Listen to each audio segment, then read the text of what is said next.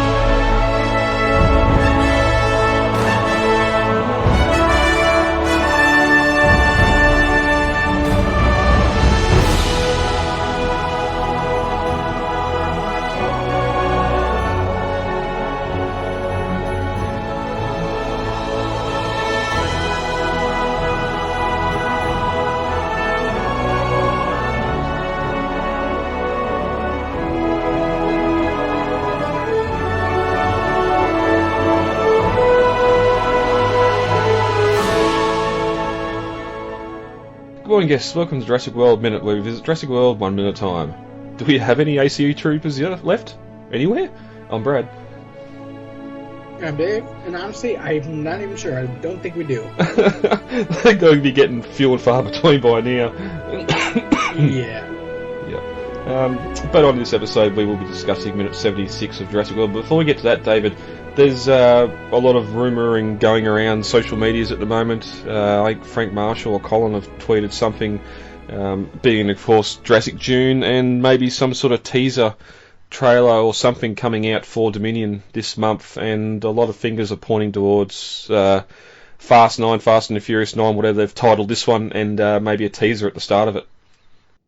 Mm-hmm. I'm thinking June 11th, just because 1, the anniversary, 2, it'll be 1 year out or 1 year before Dominion comes out, and 3, it's on a Friday, which is a great time to release a trailer, just because weekends, especially domestically in the United States, have a tendency to have a lighter news cycle, and is not likely to get overshadowed by a larger story. Yep. But sort of, we know Fast 9's been pushed back as well, as Dominion Universal's seems to be one of the last studios that are holding back on their films and not releasing them streaming and everything else, because I don't think they'd make much money on Peacock if they uploaded movies to there, not unlike the Disneys and everything else. But they're finally locked in, June 11th as the release for Fast 9.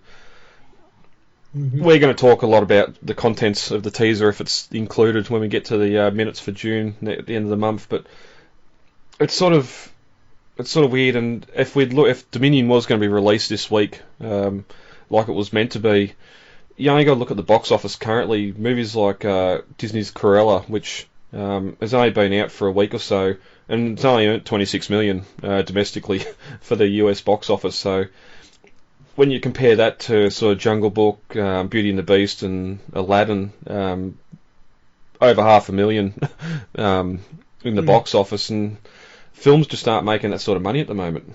Yeah, I think that, at least domestically, I can't speak for anywhere else, but I think Americans are still rather wary, despite the restrictions kind of being pulled back, and with mask restrictions being pulled back, gathering restrictions being pulled back and all that, people are still wary of just generally grouping together in large crowds for now. I can't say for later in the summer, but I know that right now there's definitely a lot of apprehension. And you just went over your Memorial Weekend, which historically one of the biggest weekends for box office for blockbuster releases, and you got Cruella, really. Mm-hmm. I had the Quiet Place 2's out, but the horror movies are more sort of lower budget anyway, so... Well, this one was actually a Disney movie. It was supposed to be a prequel to 101 Dalmatians, the sympathetic origin story of Cruella de Vil, the chain-smoking sadist who likes to skin puppies. Yes. We all need that prequel too.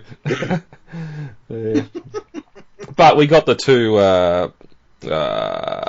magnificent Maleficent movies as well for Angelina Jolie. So there's a crowd, and they've done fairly well too, being non-original or being original sort of stories. But even this year to date now, like Godzilla's the biggest money maker for 2021, but it's only made half a billion, really 440 million box office domestically. So it's not your Jurassic or Star Wars or anything like that, or your Marvel film, but still at the time where there wasn't a lot of movies out at theatres, it's the big blockbuster that needed to be seen. But Warner Brothers done the whole streaming as well, and that doesn't add to these numbers. So true, and let's be fair here. I mean, Disney is really pushing the whole live-action remake thing, and people are. I'm kind of getting the feeling that people are already sick of it. Like, they are seeing it as superfluous and unnecessary, and just aren't really interested in seeing a movie like Cruella right now, especially with concerning even that particular character. I'm sure you give me a sympathetic origin story of Scar from Lion King, I'm all in on that. But Cruella de Vil, it's a lot harder to sell a puppy Skinner as sympathetic. Yeah. Well, it's got to be Jeremy Irons doing the voice too for Scar. Yeah, true. Yeah. So yeah, it's going to be interesting. I'd give it another year down the track. The vaccine's getting out there, and we might be a little bit more on top of things where we are, and Dominion might have a decent box office. But it's sort of looking at the whole Jurassic sort of franchise here, the box office and domestic for the other films. Like, we know Jurassic World getting that $1.6 billion and 1.3 for Fallen Kingdom, so a little bit of a drop there, but only 300 million. So yeah, with the first Jurassic Park trilogy, you got the law of diminishing returns, and you see that with pretty much every trilogy, where the next sequel always does less than the first, even if it does better in the first week. I think The Lost World ended up doing better than Jurassic Park in the first week, but did lesser overall. Yeah. So. Yeah. Yeah, especially when you look at budgets too, like 63 million for Jurassic Park, 75 for Lost World, 93 for Jurassic Park 3, and then the just how much diminished, like a billion for Jurassic Park, then down to 600 million for Lost World, and they pretty much halved it down to 350 million for Jurassic Park 3. So we're not seeing that greater drop between World and Fallen Kingdom. So hopefully, yeah, being the last one, Dominion might pick it up again. But at the same time, to be fair, I don't see an adjusted for an inflation here. Yeah. On the graphs you posted, so Jurassic World may have done better than Jurassic Park. I've never looked at the comparison when adjusted for inflation. Because, let's remember that Jurassic Park came out 27 years ago. Yeah. Yep. Plus it... or 28. 28, yeah. Almost 28 now. Plus it got a re-release... when was it? The end of last year or start of this year? Come back out in theatres again. Once again, the biggest movie of the week, or whatever it was. But there's been a lot of films here looking at where'd I go? Mojo, Box Office Mojo, whatever it is. All the Lord of the Rings films have been re-released. So there's stuff here everywhere. But Universal likes to re-release Jurassic Park movies. They just don't like to add extra content to them to make them worth re-releasing. Yeah, well, a big one here too, like the World War Z's been re-released and only got 500,000. So that'd be your probably biggest blockbuster over the last couple of weeks that has been out there. But like, for example, I know that James Cameron's Avatar, when it re-released in the theaters, included like 15 more minutes of footage. And Avengers, when it were re-released in the theaters, included like one additional deleted scene. That amounted, I think, to up to like 15 minutes, or 3 minutes. Yeah. Yeah, just a little bit of a hook to get people back in the theaters when. Exactly. So I think that if Universal were to do that with a Jurassic Park movie, namely the first movie that we've never seen footage of a deleted scene from outside of that leaf grab shot in the trailer, I think people would flock to the theaters. Well, I didn't go looking for those stats, but I wonder the 3D release in 2012 or 13, whenever it was, if that was enough of a hook to get mass audiences back to see Jurassic Park, or people just wanted to see Jurassic Park in the theaters. They either didn't see it in the theaters.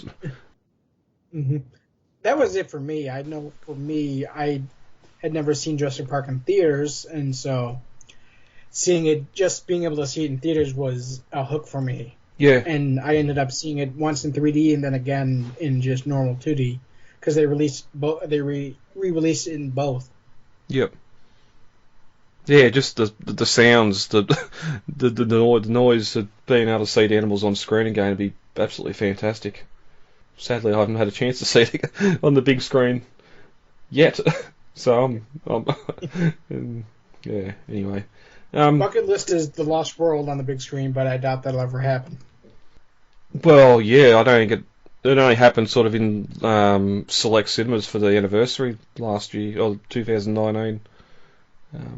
No, that wouldn't have been an anniversary. Must have been 2017. No. Yeah, it had for to 20 years, yeah. Oh, yeah, 25 year next year, so maybe, yeah. But again, that's just some theatre chains here and there going, well, it's the anniversary, let's show it, if they've still got access to it. Anyway, enough about that. We'll be back to discuss more on what the teaser may be when we talk about the minutes end of the month. Mm-hmm. Whether it's that, whether it's a logo, poster, we'll see. We'll talk about it when we get there. Get ACU out here, real guns this time. ACU is airborne. They took the helicopter. Who's flying it? Alright, Dave, before we talk about 76, we're going to head over to Jurassic-Pedia.com briefly to talk about the Jurassic World Aviary on Isla Nublar, and my god, what a monstrosity it is. I hate this design. It's not my favorite, but it does kind of fit with the aesthetic of the rest of the park at the same time, you know? Yeah, true. So I've got the article written up here from 2012, which seems early. Did we get concept art or something for this before the film came out? I don't think so. It's 3 years before the film came out. Oh, that's right. Now I remember why. Originally, this article referred to the aviary from Jurassic Park the game. Ah, okay. So this was a rewritten article that referred to that and not to Jurassic World. So that's why it says that. Yep. It's a bit of a write-up here of the aviary itself. We're going to talk more about when we get into the minutes with the action and other things that take place there. But good little article to get read up on the aviary because we only get sort of the one shot of it, or a couple of shots of it. It reminds me a lot of just that CG shot from Jurassic Park 3 looking down over the lab complex. Just a one-off a shot from Owen and Claire's perspective. We do get a couple of close ones. There was the popcorn cups, I think, from the theatres that showed more the interior with the catwalks and airways and that walkways. I think it was a shot that showed it was concept art that they used as a photo of, I presume, some kind of like small bird aviary or something like that they were trying to pass off as a larger kind of Tronodon aviary, and that was the viewing platform where presumably you looked at them from behind glass so that you didn't get pecked at, you know? Oh, okay. I'll have to check the me concept art folder because I seem to remember one that had saw that classic shot of the Pteranodon coming up in front of you with its wings spread. You could see the waterfalls and everything in the background, and also seemingly, It was that, and then there's a Pteranodon in front of it, I think. Yeah, but I didn't realise it was glassy. I thought it was open air, which doesn't lend to what we see with their behaviour in the next couple of minutes, especially when people are around.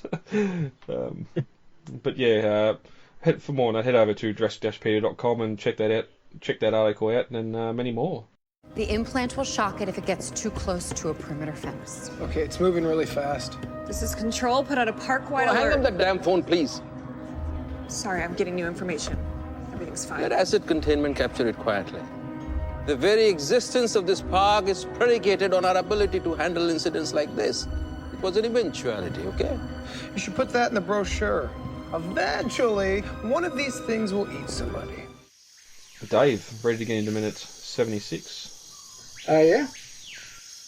Minute 76 of Jurassic World opens with Indominus crashing into the rotunda and ends with Jurassic World 01 flying towards the aviary. As we roar into minute 76, Indominus bellows to no one in the lobby of the old visitors centre. It's a game of hide and seek, but it being with the humans, it's over. They're gone. Before it can react, we hear the helicopter flying nearby, and she looks up, or cocks her head up and looks through the roof, listening. And then you can, I think we get the shadow of the helicopter fly over here, don't we? Yeah, kind of. I mean, we just get like a shadow and the sound of the rotors passing over the jungle, really. Yeah. But then she turns and goes back out the way she come in, through that big hole she made in the back of the building. And that's the last we see of the old visitor centre until Camp Cretaceous Season 3. Sadly. Yeah. I think we've talked at length about the visitor centre, good and bad parts. But I think if they were going to return to something from Jurassic Park for the newer films, the visitor centre was definitely one of those key spots. It's a shame we didn't get something more from it, or obvious places we've been to before in Dominion, apart from that Explorer being upside down. But that's another movie, and we'll get there. We'll get there eventually. We cut to a very dense-looking part of jungle, but there seems to be a path, or it might even be the road the kids were driving on. But Owen and Claire running along it. It might have been. I mean, it's just so. I love this shot though, because it's just like a huge wall of green, and it makes the humans look so small. Yeah. And it kind of harkens back to what Masrani said about how Jurassic World is there to make you feel new and small and kind of humbled. Yep. You know? Yep. And this shot is kind of like that perfect representation, because you got these giant, I mean, everything, basically. You got the giant trees, you got the giant vines, you got the giant grass. It's you might as well be a mouse. Yeah, well, it must be a path and not the road, because I think they go up behind a tree and you can see them climb up over the roots as they go behind there. Well, the path changes elevation anyway, but you're reminded of this Masrani quote. I'm reminded of just Lost World, when Sarah and Ian are walking through the redwoods talking, and Sarah's trying to climb over that log, even though Julianne Moore's not the tallest person, she's trying to straddle this log, just a big redwood that's laying across the ground, because they're insects in this massive jungle, this massive old jungle. And you can guarantee if you turn the camera 180, there's a golf course or something there. It's I'm guessing this is on Hawaii, and they've just got the camera on a trackway here, on the side of the 9th hole or something. Sounds about right. I was gonna say it could even be like they're not on the trail, but the camera is, like with the like you mentioned, the redwoods with Sarah Harding. The camera itself was on the trail, but they were just walking like 30 feet off the trail with the camera track laid down. Yeah. And it's sort of weird here too. Like, we know she said earlier that road goes to the old park, so it goes back to the park. So presumably they'll be following the road, knowing the boys are ahead of them in the jeep, or whether this is a shortcut. We know from the novel, and maybe it was some part of the lead scene, where Indominus actually chased them out of the visitor centre, and they were off the path because of it sort of hunting them. Whether now they're trying to get their way back on the path. It's weird. We'll get to it more in a couple of minutes' time when they just emerge from the jungle in an employee area where people are running around. Like, they don't go through any fences or anything that we see. They just seem to follow this path. Yeah. And even the geography of the island too. Putting the old visitor centre much more centrally in the island than what we know it to be from Jurassic Park anyway. But she's on her phone. So all of a sudden her phone works, or she remembered she's got it in her back pocket. Larry found her south of the Jurassic Valley, between the old park and the Aviary. So we definitely know on the map where the Aviary is. It's sort of north central, just below the restricted zone boundary, and the old park's between.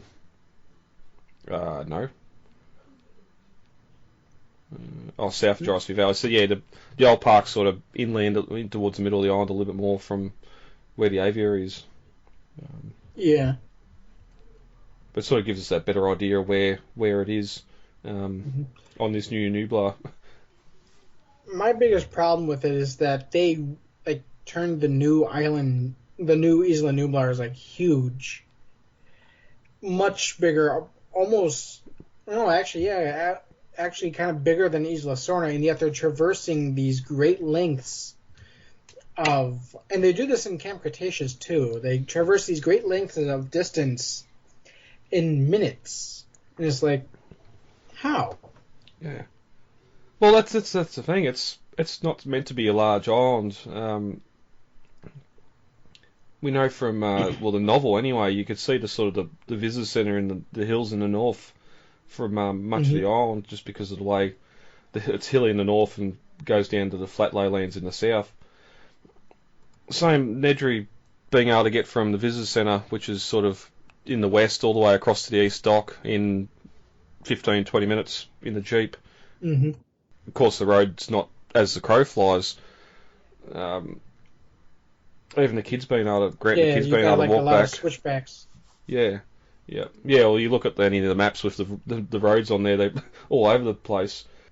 And it's sort of one thing not really discussed before, but you'd need the maintenance roads on Nublar back in the day to traverse the island, because all the shots we see of the Explorer on the tour road, apart from when they get to the rest area at the Tyrannosaur paddock, is all single trackway roads for the tour vehicles to travel on. So you wouldn't be able to get around in a group of Explorers if you're in a maintenance vehicle anyway. But there's many issues with these with the new map they've made for Nublar and where they've stuck things on it. That sort of those issues are well known to everyone. But we cut to Lowry in the control room. Are you following the dinosaur? He doesn't realise they're on foot. Which brings up the other thing. Did they just leave the G-Wagon back at the gyrosphere? They've just... I think they did, yes. Yeah. It sort of makes sense a little bit why we get a G-Wagon in Camp Cretaceous Season 3 at the Visitor Centre. If they got as close to the Visitor Centre as they could and left it there, but... Yeah, it's just weird they don't go back for the car. Especially when they're on foot. Well, here, they're implied they're following the Indominus, but... following the path they may be, but you'd think they'd be following the boys in the Jeep in the road. But anyway. Claire's still running. Yes, get ACU here. Real guns this time. She hasn't been kept up to speed with what's going on, because Larry shakes his head. ACU is airborne. They took the helicopter. And that's when Claire looks surprised. Who's flying it? And does she know that there's more pilots on the island? If Masrani's... Or maybe she's just concerned that it better not be Masrani. Well... It might have been that she assumed, or she knew what happened to Masrani's pilot, and it was wait, if the pilot went back home, who's flying the helicopter? Well, we discussed early on too. Did Masrani come to the island and commandeer the helicopter to fly out to the Indominus paddock? There's helicopter tours on the island, so surely there's got to be a park employee that's a pilot as well. He's obviously not here to do this, because of course Masrani doesn't need anyone else. He rolls his sleeves up and does it himself, as we learnt from previous minutes. But also too, she's saying get ACU airborne. we never get a real number of how many ACU troopers there are on the island. We're going to see coming up. There's still troopers on the walls around the resort. We've seen a heap earlier on the helipad getting the chopper ready to go after the Indominus. So there must be a fairly large team. They didn't send everyone after the Indominus in the first skirmish. To be fair, I don't think the guys that were guarding the gate were actually ACU, but rather, I think they were just regular park security who were there to make sure that nobody kind of tried to climb off the gate. You know? Well, yeah, we'll get there in a couple of minutes' time, but also if they've been recruited as for security, if they got everyone back inside the walls to the resort, they're going to want all eyes on that wall to eyeball the Indominus if she comes close, because they can't track her at the moment. But we're going to get there. Those two guys it almost reminds me of the guys at the perimeter fence for the helicopter pad in Jurassic Park. They just sit there and wait for helicopters to come and go. But that's when we cut to Masrani behind the controls of the helicopter.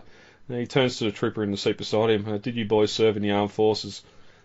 The trooper nods, Afghanistan, sir. And noticeably now his night vision goggles are gone, but the guy in the back on the gun does have his night vision. So I wonder if there's been a swap here of helmets or something between filming. Maybe, or I mean, maybe just somebody told me it was stupid and nobody told the other guy. Yeah. Carl, you look stupid with those things. Hey, nobody tell Pete. I don't like Pete.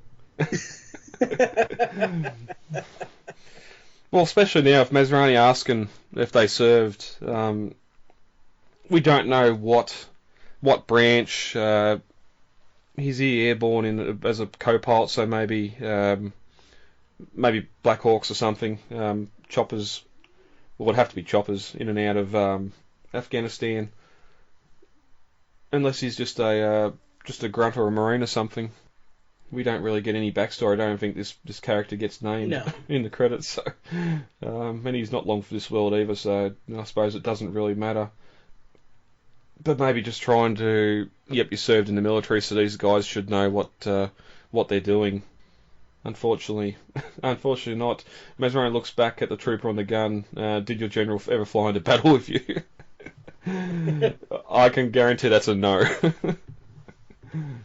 Well, then it would probably have to be the Army, because the Marines go in with the Navy. They usually go in via amphibious assault with the Navy, while the Army is dropped in with the Air Force. Yeah, true. I just love how Masrani is referring to himself as a general. At the same, because I would imagine that somebody who would serve would make that correction. Would you're like, your general ever fly in with you? No, I served in the Marines, sir.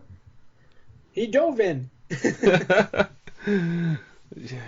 Yeah, but then again, essentially this guy is your boss and worth a lot of money. Are you going to sit there and correct him, or just nod your head and smile, going, "Yep, yes, yes sir." But they all smile, and but the comedic moment's broken up by the helicopter hitting some turbulence.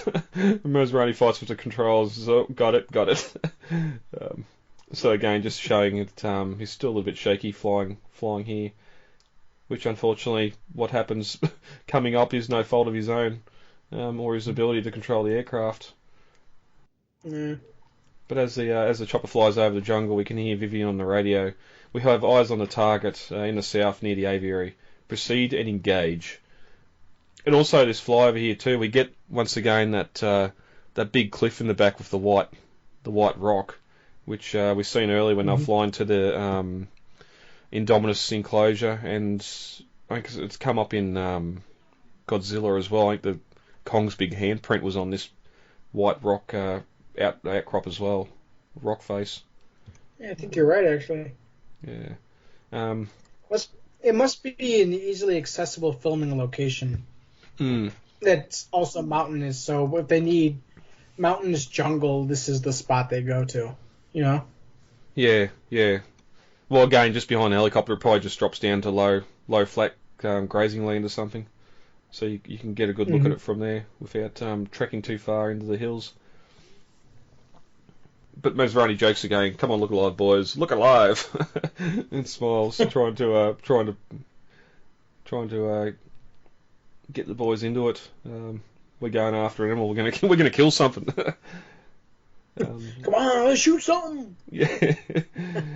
We cut to Claire as she runs out of the long grass towards a clearing overlooking the aviary, and the helicopter flies directly overhead towards it.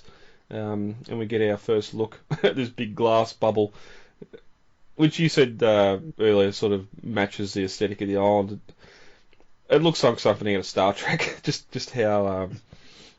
I do not like the for whatever reason those arms are sticking out of the bottom with the with like the bars going up them. I'm not really sure. It kind of like makes it look like it's a covered fruit bowl. Well, it definitely got the snow globe look. I'm just not sure what his purpose is, and I hate that I don't know.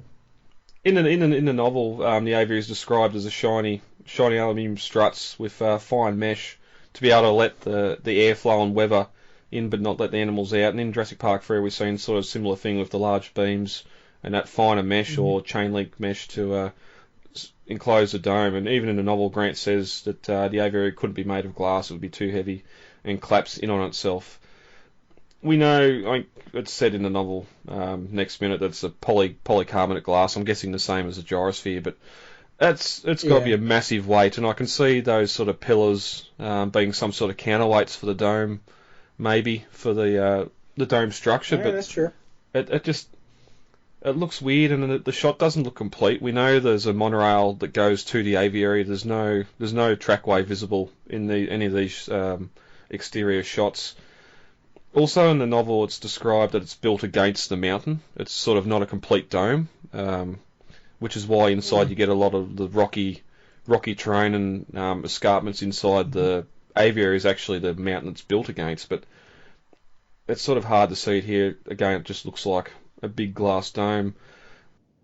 Yeah, it does. And, I mean, I can see it, but we never see from the other side. So it's kind of difficult to imagine, and I can kind of see...